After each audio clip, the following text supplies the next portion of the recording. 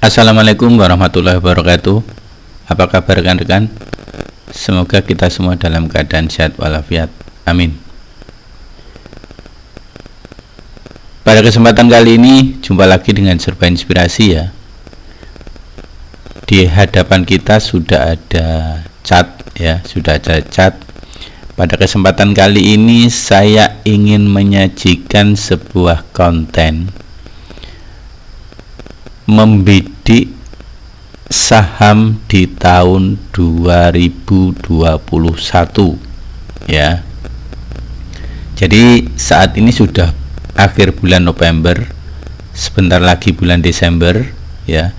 Kita akan mempersiapkan untuk investasi di tahun 2021 ya. Kita akan menyiapkan belanja saham untuk kita hold di tahun 2021 ya.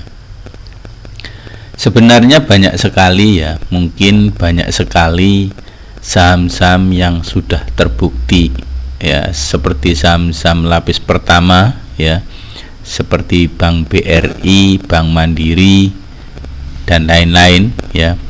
Cuman secara pribadi saya masih kurang suka, teman-teman. Kenapa kurang suka? Karena yang pertama, selain harganya juga sudah tinggi ya, yield dividennya itu termasuk kecil, teman-teman. Tahun kemarin kalau nggak salah dividen BRI itu sekitar 3%, Bank Mandiri juga 3%. Memang untuk saya itu terlalu aman gitu. Jadi memang sebanding dengan imbal hasilnya gitu ya. Kalau kita membeli saham-saham tersebut memang aman, cenderung aman. Akan tetapi ya imbal hasilnya sedikit. Bahkan imbal hasil dari dividen ya, dividen. Karena apa kita sampaikan dividen? Karena hampir bisa dikatakan bahwa saham-saham tersebut, saham-saham lapis pertama tersebut memberikan imbal hasil dividen ya, karena kepastian dividen itu yang akan menutupi kita dari resiko penurunan harga gitu, teman-teman ya. Jadi kenapa saya kurang begitu suka dengan saham-saham lapis pertama? Karena menurut saya imbal hasilnya terlalu rendah. Daripada saya belikan saham Bank BRI, kalau saya pribadi lebih suka saya belikan obligasi ya, obligasi korporasi maupun obligasi pemerintah, di mana obligasi pemerintah rata-rata yield kupon ya itu 7% gitu. Itu di atas rata-rata inflasi. Oke, lanjut. Jadi kita akan menyajikan beberapa saham, tidak banyak teman-teman ya. Hanya ada 1, 2, 3, 4, 5, 6. Ada 6 saham ya yang akan kita coba belanja di tahun 2021 ya. Hari ini adalah tanggal 23 November ya. Tanggal 23 November. Ini bisa menjadi catatan kita semua bahwa video ini saya rilis tanggal 23 November. Artinya dalam rentang ini kita akan membeli saham-saham ini ya. Boleh besoknya atau besoknya. Intinya dalam rentang waktu ini saya akan belanja saham-saham tersebut ya, untuk kita hold di tahun 2021 gitu, teman-teman ya. Jadi tidak ada yang kita tutupi. Baik, langsung saja ya. Yang pertama adalah Bank Jawa Barat ya, BJBR. Nah, BJBR ini harga terakhir itu sudah breakout dari trendline, teman-teman ya, trendline. Jadi ini garis resisten ini sudah akan berubah menjadi garis support ya, yang sebelumnya menjadi garis resisten. Nah, saham ini secara harga juga tergolong rendah, teman-teman ya. Dividennya itu juga di atas 7% ya. Sementara harga tertingginya itu sempat menyentuh di angka 3.500 ya. ya. Jadi di beberapa tahun ini saham ini mengalami penurunan. Mudah-mudahan di tahun 2021 ya, diawali di bulan ini, bulan 4 bulan 5 tahun 2020 ini menjadi awal reversal dari perubahan tren ya, dari downtrend menjadi uptrend gitu teman-teman ya. Yang pertama adalah Bank Jawa Barat, kemudian yang kedua adalah BMTR, Global Mediacom. Sebelumnya ya, saya sudah merilis video, silahkan tonton ya, silahkan tonton video sebelumnya saat bursa memberikan notasi ya atau tato berupa kode B pada harga-harga ini ya. Pada harga-harga ini itu terlalu beresiko untuk membeli saham ini. Kenapa? Karena bursa memperingatkan para investor untuk hati-hati karena sedang ada yang mengajukan gugatan pailit di pengadilan ya. Di sini. Kemudian di sini ada LKH ya, memborong saham ini ya. Jadi ini terjadi kenaikan di sini. Ya. Kemudian saham ini juga turun. Nah, saat ini adalah menurut saya ya, ini waktunya akumulasi karena saya sudah baca beberapa berita itu bahwa BMTR memenangkan gugatan di pengadilan ya, memenangkan gugatan di pengadilan. Akan tetapi kode B tersebut juga belum dicabut oleh bursa ya. Kita akan membeli saham ini teman-teman ya, Global Mediacom ya, Global Mediacom itu, Global Mediacom. Kemudian yang ketiga adalah BJTM, Bank Jawa Timur teman-teman.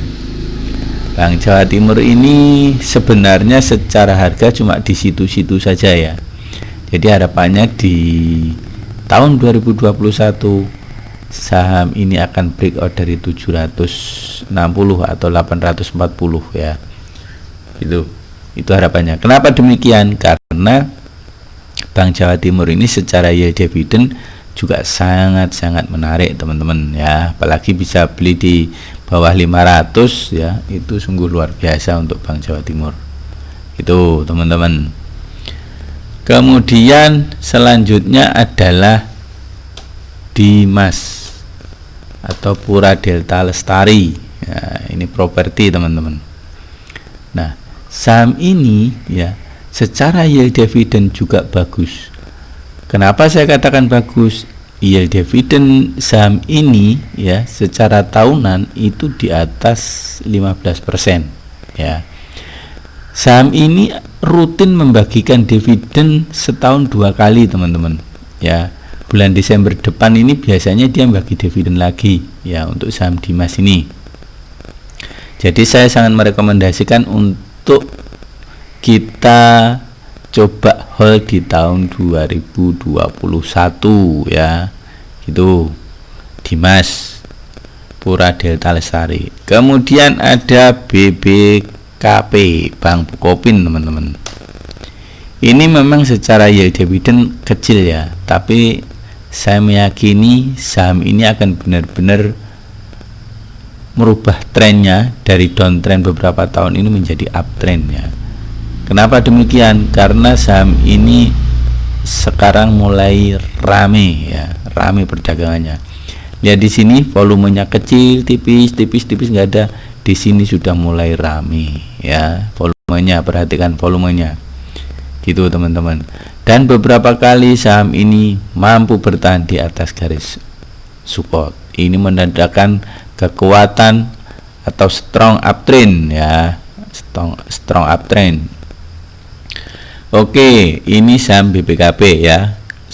Saya ulangi kembali, Bank Bukopin untuk yield dividennya kecil ya, tapi ini mempunyai potensi capital gain yang sangat tinggi.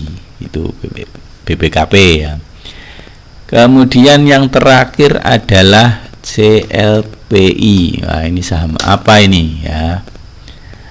Colorpack Indonesia ya. Jadi saham ini juga sudah konsolidasi lama, beberapa tahun ya.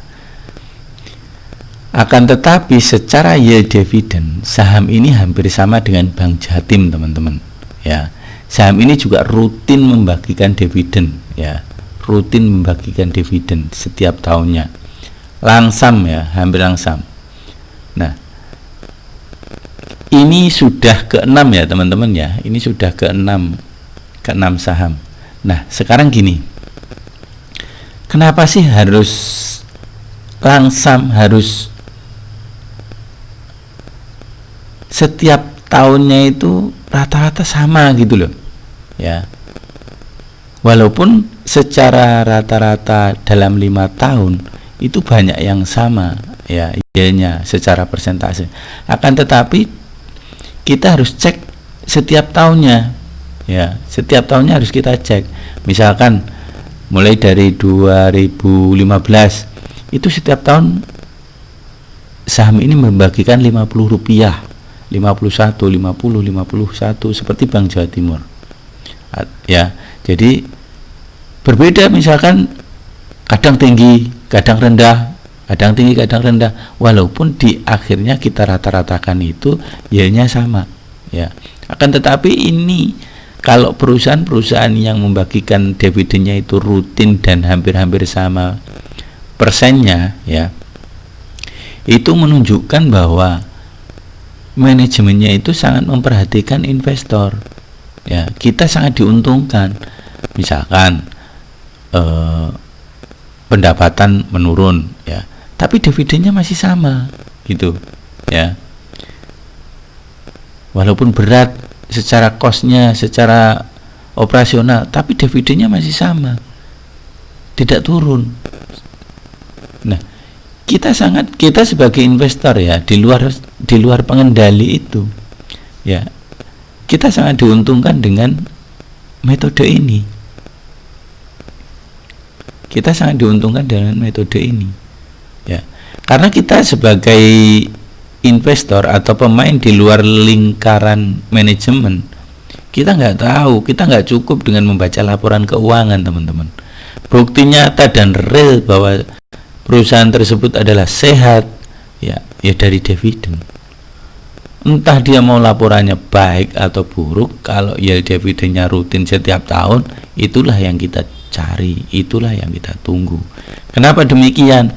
Karena kenaikan harga sahamnya itu nggak bisa kita pastikan gitu ya, apalagi kalau kita bisa mendapatkan ya dividen di atas 9% atau 10%, itu cap saja teman-teman ya, cap saja. Artinya apa?